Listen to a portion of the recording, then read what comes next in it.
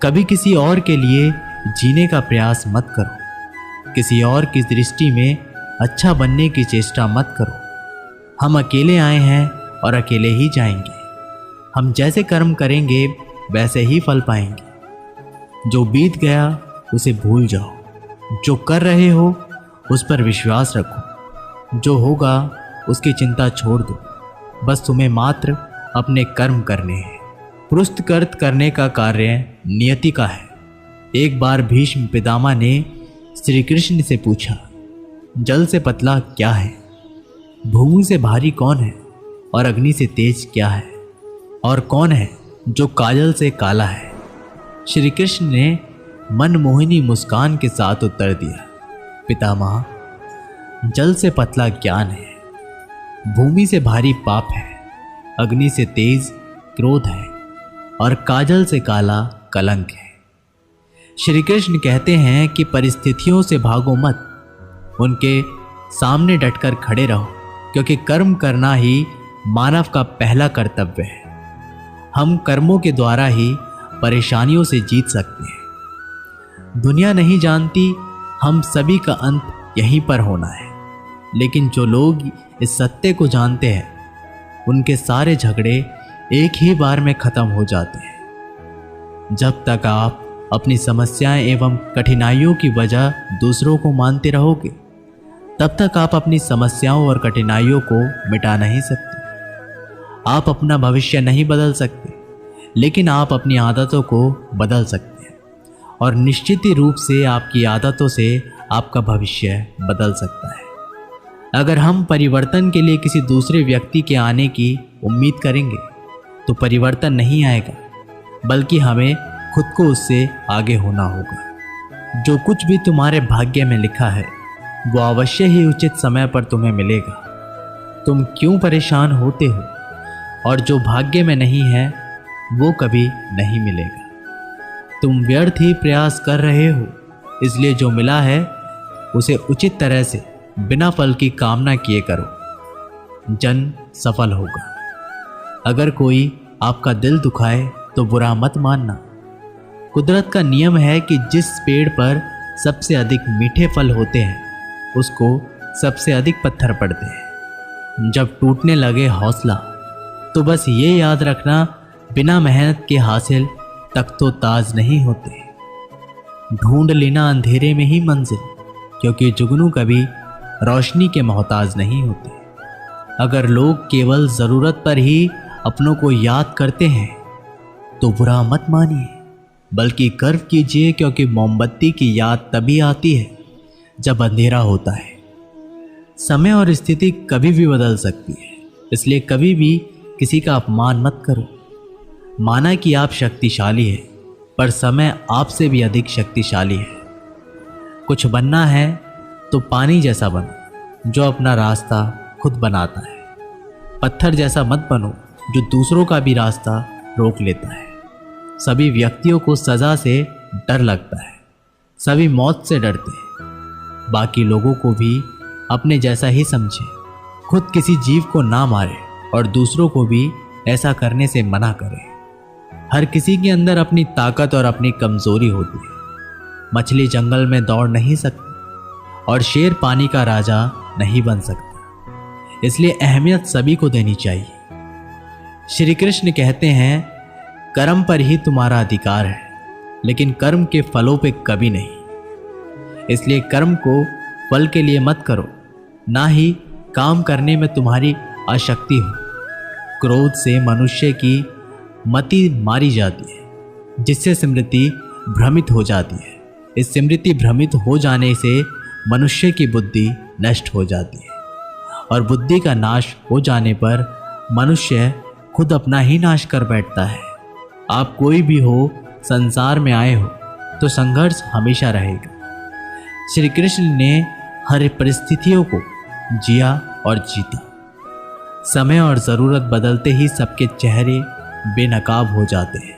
पता नहीं, या तो हम में कुछ कमी आ जाती है या वो अभिनय अच्छा कर लेते हैं। दर्द का साहस तब होता है जब खुद को ठोकर लगती, वरना दूसरों का तो सिर्फ लहू ही नजर आता है, दर्द नहीं।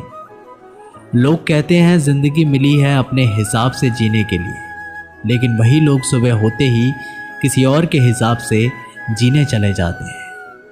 यदि आप समस्या का हल निकाल सकते हैं तो सिर्फ चिंता क्यों करनी, और यदि समस्याओं का कोई समाधान नहीं है तो फिर चिंता क्यों करनी। जो व्यक्ति बहुत ज़्यादा बोलते रहते हैं वो कुछ नहीं सीख पाते। समझदार व्यक्ति वही कहलाता है जो कि धीरज रखने वाला, क्रोधित ना होने वाला और निडर होता है। अगर व्यक्ति से कोई गलती हो जाती है तो कोशिश करे कि उसे दोहराए नहीं, उसमें आनंद ढूंढने की कोशिश ना करे, क्योंकि बुराई में डूबे रहना दुखों को न्योता देना होता है। डर का अभाव होना साहस नहीं बल्कि डर पर विजय पाना है। बहादुर आदमी वो नहीं जिसे डर नहीं लगता, बल्कि वो है जो डर पर विजय प्राप्त करता है। इंसान एक ऐसा प्राणी है जो अपने लक्ष्यों के लिए जीता है। उसके जीवन का यही अर्थ होना चाहिए। वो अपने लक्ष्यों के लिए कोशिश करता रहे और उन्हें प्राप्त करता रहे। उपवास हमेशा अन्न का ही क्यों, लोभ, लालच, चुगली, काम, क्रोध एवं गंदे विचारों का भी तो होना चाहिए। जीवन में जो भी करो पूर्णता संपन्न के साथ करो।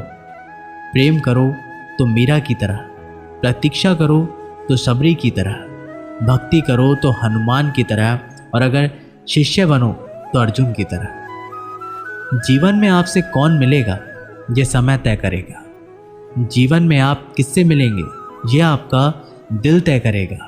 लेकिन जीवन में आप किस किस के दिल में रहेंगे यह आपका व्यवहार तय करेगा। इंसान को खुद की नज़रों में सही होना चाहिए, क्योंकि दुनिया तो भगवान से भी दुखी है। आपके पास जो कुछ भी है उसे बढ़ा चढ़ाकर मत बताइए, और ना ही दूसरों से ईर्ष्या कीजिए। जो दूसरों से ईर्ष्या करते हैं उसका मन कभी शांत नहीं रहता। आप चाहे कितने ही पवित्र शब्द पढ़ लें, आप चाहे कितने ही पवित्र शब्द बोल लें, लेकिन जब तक आप उन्हें अपने जीवन में नहीं उतारते उनका कोई लाभ नहीं है। अगर आपका चित्त शांत है तभी आप इस ब्रह्मांड के प्रभाव को सुन पाएंगे और इसकी तल को महसूस कर पाएंगे। खुशी इसके आगे रहती है और ध्यान इसकी चाबी है। भगवान श्री कृष्ण ने कहा है कि जैसे जैसे कलयुग आएगा इंसान मतलबी होता चला जाएगा। ज़रूरत के समय आपके पैर पकड़ेगा और ज़रूरत नहीं रहेगी तो पहचानेगा भी नहीं। संगीत सुनकर ज्ञान नहीं मिलता, मंदिर जाकर भगवान नहीं मिलता। पत्थर तो इसलिए पूछते हैं लोग क्योंकि विश्वास के लायक इंसान नहीं मिलता। श्री कृष्ण कहते हैं जो लोग किसी सच्चे व्यक्ति का दिल तोड़कर किसी तीसरे के पास खुशी ढूंढने जाते हैं वो अक्सर धोखा खाते हैं। मैंने हिसाब में रहने वालों को बेहिसाब होता देखा है। मैंने लोगों को बदलते नहीं बेनकाब होते देखा है।